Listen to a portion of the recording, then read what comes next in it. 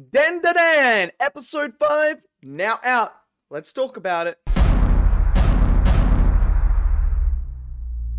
Okay, so the newest episode of Dandadan is now out and available for you guys to go and check out. So last week's episode was all about getting rid of Turbo Granny. So now we were going back to school. We had Ken and Momo return back to their old lives now after the ordeal that they went through. What could possibly go wrong? And look, this episode I absolutely loved. This episode was the slice of life that we come to love in anime. So when they go back to school, we have Ken, who after, having all this experience with Momo, getting really close with her, having to deal with aliens, having to deal with ghosts, you thought that would bring them closer together. You thought, maybe he might have a bit more confidence in himself now to know that she actually wants to be his friend. Well, Ken doesn't know that. And this is typical. Like, every person goes through this whenever they like someone or they have an affection towards, and they get close, but they're like, I don't know, man. Am I going to get out of the friend zone? Am I, do they even want to be friends with me? Or are they going to act different when their friends and that are around? So you have all this going through Ken's mind. So he is acting very awkward, very, holding and reserved himself again. And then you have Momo on the other hand, who wants to talk about aliens, who wants to talk to Ken about aliens and everything. She wants to just discuss it.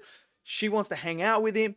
So you have these two characters who are then coming together, but then don't know how to take that next step and interact with each other, because they're from so different separations of life that when they came together, there was a thing that got them to become that close. So when you remove that thing, can they maintain that without that common ground?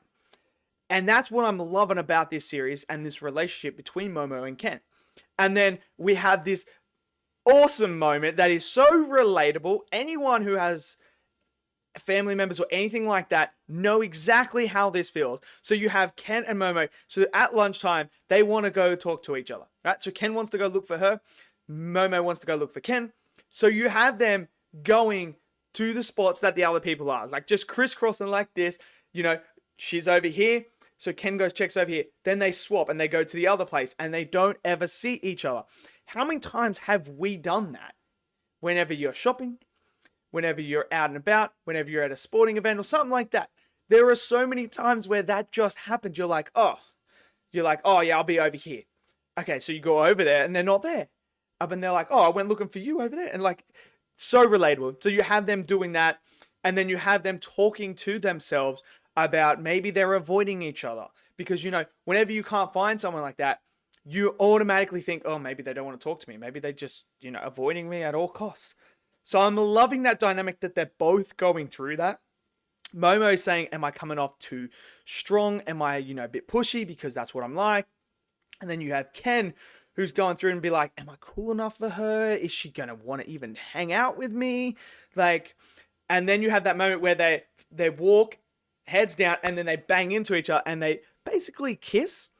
And this is where Momo's friends see it. And they're like, yeah, why didn't you tell us? And, so she does the old tough up wall. No, I don't want to kiss this. What do you want about? No. And then basically just destroys every little bit of confidence that Ken had. So Ken's in the toilet. He's taking a whiz. And he looks down and he notices something's not there. Now, he did get his pecker back. We know that. But there's something else missing that is an integral part from downstairs. So he rushes to go tell Momo. And this is where Momo just slaughters him. Completely and utterly destroys the guy. And he's like, well, I guess whatever. Don't talk to me then. So he goes off. This is where the funny thing happens. Is where he runs into a new character that we're going to get more of moving forward. She's got pink hair. He runs into her. And she's all like, oh, I'm sorry, Warrior. The typical thing. And he's being all nice. And then she walks off, and this is where Momo's standing there, and she's watching all this happen.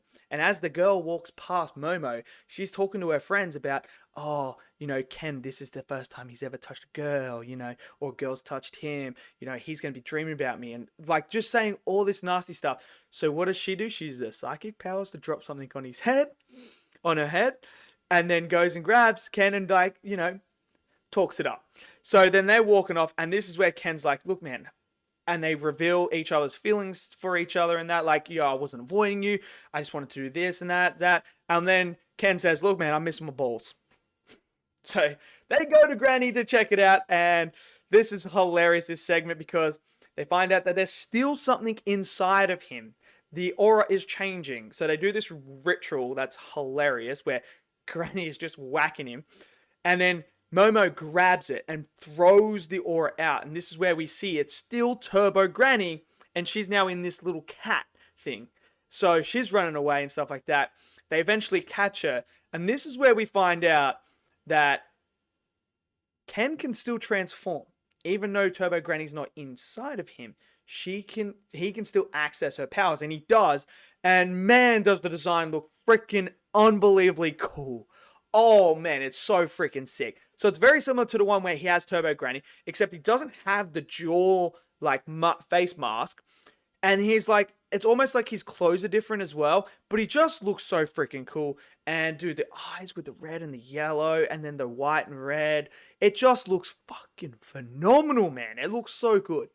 So we find out that they're going to make a deal. Turbo Granny's going to give his balls back, and they're going to put her back together, Turbo Granny back together with her powers. So, but then we find out Turbo Granny doesn't have it. She's lost them somewhere. So now we have an adventure going forward here. So we got a little bit of slice of life stuff. We got some more character development, relationship development, understanding where they are as characters. And now we have an adventure, a new one coming, the search for Ken's balls, which is absolutely crazy. But I feel like the comedy is landing in this series. I'm loving the comedy, man. It's hilarious. It is so much fun. The animation is freaking stunning. It's brilliant, especially when they transform. I'm loving the use of the reds throughout the show. Just the way that they're using them and how they're making it. And then when they go into the moment where Momo's visualizing the aura and using her powers to capture it, I love how that all looks with the colors. It just is vibrant and fantastic. It's clear, it's obvious, you know exactly what's happening. So I'm really loving dandadan right now. I can't wait to see where we're going to go with this quest moving forward now. So let me know what you guys think of episode 5. Did you guys enjoy it as much as I did? Maybe you didn't. Smash it down in the comment section below. Smash that like button for me. And click subscribe. And I'll see you guys in the next video. Until then, stay safe. And have a good Halloween. Peace out.